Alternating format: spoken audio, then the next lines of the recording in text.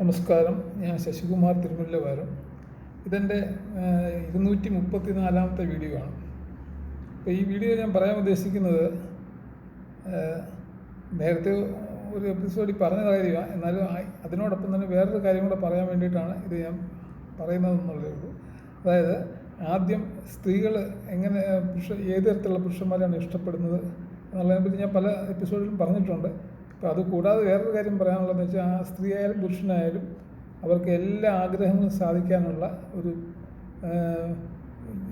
അതായത് സംഖ്യാജ്യോതിഷപരമായിട്ടുള്ള ഒരു ഫോർമുലയുണ്ട്. ആ ഫോർമുല അതും കൂടെ ഞാൻ പറഞ്ഞു തരാമെന്ന് വിചാരിക്കുകയാണ്. കാരണം അത് പണ്ട് ഇവിടെ ഹിന്ദു മിത്തോളജി എന്നൊക്കെ പോയിട്ടുള്ള കാര്യങ്ങളാണ്. എല്ലാ വെസ്റ്റേൺ സംഖ്യാജ്യോതിഷത്തിൽ അത് പറയുന്നുണ്ട് എന്നുള്ളതേ ഉള്ളൂ. അതിൻ്റെ അടിസ്ഥാനം നമ്മുടെ ഭാരതീയ സംഖ്യാജ്യോതിഷം തന്നെയാണ്. അപ്പോൾ തുടങ്ങുന്നത് ആദ്യം മനഃശാസ്ത്രത്തിനെ പറ്റി പറഞ്ഞുകൊണ്ടാണ്.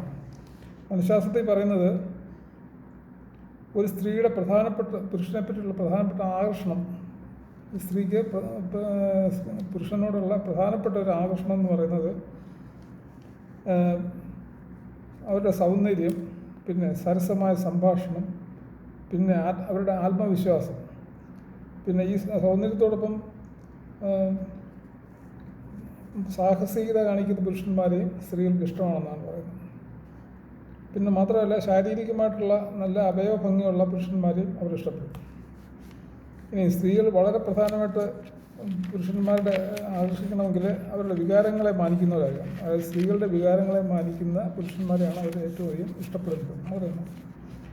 പിന്നെ വളരെ പ്രധാനമായിട്ട് വേറൊരു കാര്യം എന്ന് പറഞ്ഞാൽ ഈ എമ്പതി, അതായത് മറ്റുള്ളവരുടെ സ്ഥാനത്ത് നിന്ന് ഓരോ കാര്യങ്ങളും ചിന്തിച്ച് അതിനനുസരിച്ച് പെരുമാറുന്ന പുരുഷന്മാരുണ്ടല്ലോ, എമ്പതിയുള്ള പുരുഷന്മാരെ സ്ത്രീകൾക്ക് വളരെ ഇഷ്ടമാണെന്നാണ് പറയുന്നത്. ഇനിയും ചില സർവേകൾ തെളിയിക്കുന്നത് താഴെ പറയുന്ന കാര്യങ്ങൾ സ്ത്രീകളെ സ്വാധീനിക്കുന്ന കാര്യങ്ങളാണെന്നാണ്. ഒന്നാമത് നല്ല ഉയരമുള്ള പുരുഷന്മാർ, പിന്നെ രണ്ടാമത് ധനവാന്മാരായിട്ടുള്ളത്, നല്ല രീതിയിൽ ധനം സമ്പാദിക്കുന്നവർ, നല്ല രീതിയിലുള്ള ധനം സമ്പാദിക്കുന്ന ആളുകൾ. പിന്നീട് ജീവിതത്തിൽ വിജയിച്ച പുരുഷന്മാർ, അവരെ ഇഷ്ടമാണ്. പിന്നീട് നടന്മാർ, സിനിമാ നടന്മാർക്ക് ഒരുപാട് ആരാധകരുണ്ട്, സ്ത്രീകളാണല്ലോ കൂടുതലും. പിന്നെ അതുപോലെ നല്ല വീടും കാറുകളും ഒക്കെ ഉള്ള പുരുഷന്മാർ, സമൂഹത്തിൽ നല്ല സ്ഥാനമുള്ളവരായ പുരുഷന്മാരെയൊക്കെ സ്ത്രീകൾക്ക് ഇഷ്ടമാണെന്നാണ് പറയുന്നത്. പിന്നെ നല്ല രീതിയിൽ മുടി വെട്ടിച്ചിരിക്കുന്ന പുരുഷന്മാരെ ഇഷ്ടമാണെന്ന് ഒരു സർവേയിൽ കാണുന്നുണ്ട്. സ്ത്രീകൾ ഇഷ്ടമുള്ള ഒരു കാര്യമാണത്. നേരത്തെ ഞാൻ എപ്പിസോഡിൽ പറഞ്ഞിരുന്നത് ഈ മീശ വെട്ടി ഒതുക്കുന്ന മീശയുള്ള ആൾക്കാരെ ഇഷ്ടമാണെന്ന് ഞാൻ വേറൊരു എപ്പിസോഡിൽ പറഞ്ഞു തന്നിരിക്കും. അപ്പോൾ അതിത്രയാണ് അത് പറഞ്ഞിരിക്കുന്നത്. ഇനി ഭഗവത്ഗീതയിൽ ഭഗവാൻ ശ്രീകൃഷ്ണൻ പറയുന്നത് ഒരു സ്ത്രീയുടെ ആകർഷണം, ഒരു സ്ത്രീയെ നമുക്ക് പുരുഷന്മാർക്ക് ആകർഷിക്കണമെങ്കിൽ സ്വാർത്ഥതയില്ലാത്ത സ്നേഹവും ധർമ്മചിന്തകളുമുള്ള പുരുഷനായിരിക്കണം എന്നാണ് പറയുന്നത്. സ്വാർത്ഥത പാടില്ല, ധർമ്മചിന്തയുള്ള പുരുഷനായിരിക്കണം. മാത്രമല്ല ശരിയായ ധർമ്മചിന്തകളും ഒരു തരത്തിലുള്ള നിബന്ധനകളും ഇല്ലാത്ത സ്നേഹമാണ് യഥാർത്ഥ സ്നേഹം എന്നാണ് ഭഗവാൻ ശ്രീകൃഷ്ണൻ പറഞ്ഞിരിക്കുന്നത്. ഒരു നിബന്ധനകളും പാടില്ല സ്നേഹത്തിൻ്റെ കാര്യത്തിൽ. അതായത് എല്ലാ കാര്യങ്ങളും ഒരു നിബന്ധനയില്ലാത്ത ഒരു ആത്മാർത്ഥതയുള്ള സ്നേഹമായിരിക്കണമെന്നാണ് പറഞ്ഞിരിക്കുന്നത്. ധർമ്മചിന്തയെ ആയിരിക്കണം, ധർമ്മത്തിൽ അടിസ്ഥാനപ്പെടുത്തിയുള്ള സ്നേഹമായിരിക്കണം അത് എന്ന് പ്രത്യേകിച്ച് ഭഗവാൻ ശ്രീകൃഷ്ണൻ പറയുന്നുണ്ട്.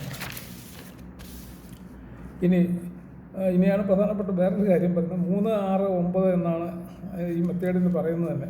അതായത് നമുക്ക് ഏത് തരത്തിലുള്ള ആഗ്രഹം, അതായത് ന്യായമായ ആഗ്രഹം, ധാർമ്മികമായ ആഗ്രഹങ്ങൾ മാത്രമേ അത് നമുക്ക് നടത്തിയെടുക്കാൻ പറ്റൂ. കാരണം എന്ന് വെച്ചാൽ ധാർമ്മികമായ കാര്യങ്ങൾ മാത്രമേ ഈ ജ്യോതിഷത്തിലായാലും എല്ലാ തരത്തിലുള്ള അങ്ങനെയുള്ള കാര്യങ്ങൾ സംഖ്യാജ്യോതിഷത്തിലായാലും ഹസ്തരേഖയായാലും എല്ലാം ശരിയായിട്ടുള്ള ധർമ്മപരമായിട്ടുള്ള കാര്യങ്ങൾ മാത്രമേ നമുക്ക് നേടിയെടുക്കാൻ പറ്റൂ. അപ്പം ഇതിനകത്ത് പറഞ്ഞിരിക്കുന്നത് ഈ 3, 6, 9 എന്നാണ് ഇതൊരു ടെക്നിക്കായിട്ടുള്ള കാര്യമാണ്. അത് സംഖ്യാജ്യോതിഷത്തിലാണ് പറയുന്നത്. ആദ്യം ഭാരതീയ സംഖ്യാജ്യോതിഷത്തിലുണ്ടായിരുന്നതാണ്. പിന്നെ അത് പടിഞ്ഞാറൻ സംഖ്യാജ്യോതിഷക്കാരും അത് ഫോളോ ചെയ്ത് അതൊക്കെ ശരിയാണെന്ന് അവർ തെളിയിച്ച് അങ്ങനെ ഒരുപാട് സർവേയൊക്കെ നടത്തിയ ഒരു കാര്യമാണ്.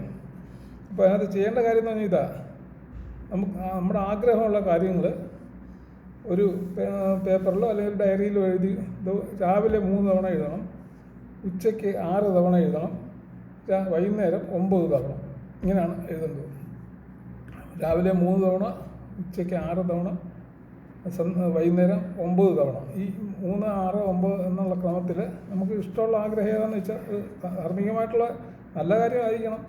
അത് എഴുതി കഴിഞ്ഞാൽ നമുക്ക് കഴിയുന്നതും വേഗം നമ്മുടെ തലച്ചോറിനകത്ത് അതിനുള്ളൊരു ഇതുണ്ടാവുമെന്നാണ് പറയുന്നത്. ഒരു ആൽക്കിമിസ്റ്റ് എന്ന് പറഞ്ഞ ഒരു നോവലിൽ അത് പറഞ്ഞിട്ടുണ്ട്. പല കാര്യങ്ങളും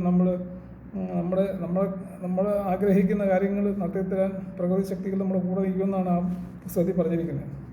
ലോകത്ത് ഏറ്റവും കൂടുതൽ പ്രിൻ്റ്, അതായത് പ്രസിദ്ധീകരിക്കപ്പെട്ട പുസ്തകമാണ് ഈ ആൽക്കിമിസ്റ്റ്. ഒരു ബ്രസീലുകാരനാണ് അത് എഴുതിയിരിക്കുന്നത്. ഞാൻ വായിച്ചിട്ടുള്ള പുസ്തകമാണ് ആൽക്കിമിസ്റ്റ്. ഇനി പറഞ്ഞിരിക്കുന്നത് ശാരീരികവും മാനസികവും ആയിട്ടുള്ള കാര്യങ്ങളാണ് ഈ 3 എന്ന് പറയുന്നത്. 3 എന്ന് പറയുന്നത് ശാരീരികവും മാനസികവും തത്വചിന്താപരവുമായിട്ടുള്ള 3 കാര്യങ്ങളെയാണ് 3, 6, 9 എന്ന് പറയുന്നത്. 3 എന്ന് പറയുന്നത് ആദ്യം ശാരീരികവും, 6 മാനസികവും, 9 എന്ന് പറയുന്നത് തത്വചിന്താപരമായിട്ടുള്ളതുമാണ്. അങ്ങനെ 3, 6, 9 ഉള്ള മെത്തേഡെന്ന് അതിന് പറയുന്നത്. ഇപ്പം പ്രപഞ്ചത്തിൻ്റെ അളവ് പോലാണെന്നാണ് പറയുന്നത് ഇത്. ഈ 3, 6, 9 എന്നുള്ള രീതിയിൽ നമ്മൾ ആഗ്രഹങ്ങൾ എഴുതി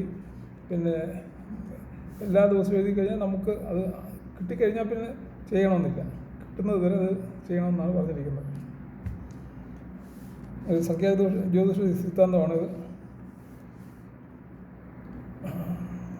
അതായത് 3 എന്ന നമ്പർ നമ്മുടെ ആഗ്രഹങ്ങൾ പ്രപഞ്ച സൃഷ്ടാവിനെ നമ്മളുമായിട്ട് ബന്ധിപ്പിക്കുന്ന സംഖ്യയാണെന്നാണ് പറയുന്നത്.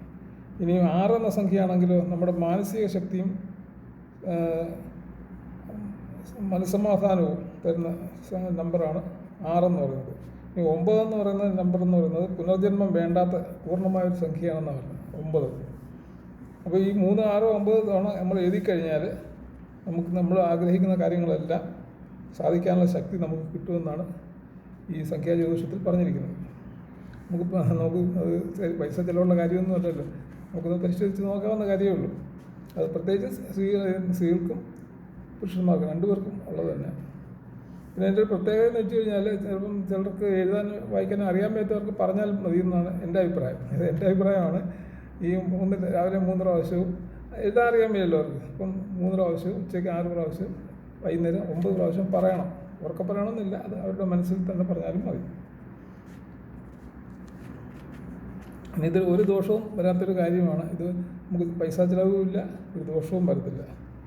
ഈ ആഗ്രഹങ്ങൾ സാധിച്ചു കഴിഞ്ഞാൽ പിന്നെ അത് നിർത്തുകയും ചെയ്യാമെന്നാണ് എൻ്റെ അഭിപ്രായം. അത് കാരണം എന്ന് വെച്ചാൽ നമ്മുടെ ആവശ്യങ്ങൾ കഴിഞ്ഞാൽ പിന്നെ അത് കൊണ്ടു നടക്കേണ്ട കാര്യങ്ങളില്ലല്ലോ. ഇത്രയാണ് പറയാനുള്ളത്. നന്ദി, നമസ്കാരം.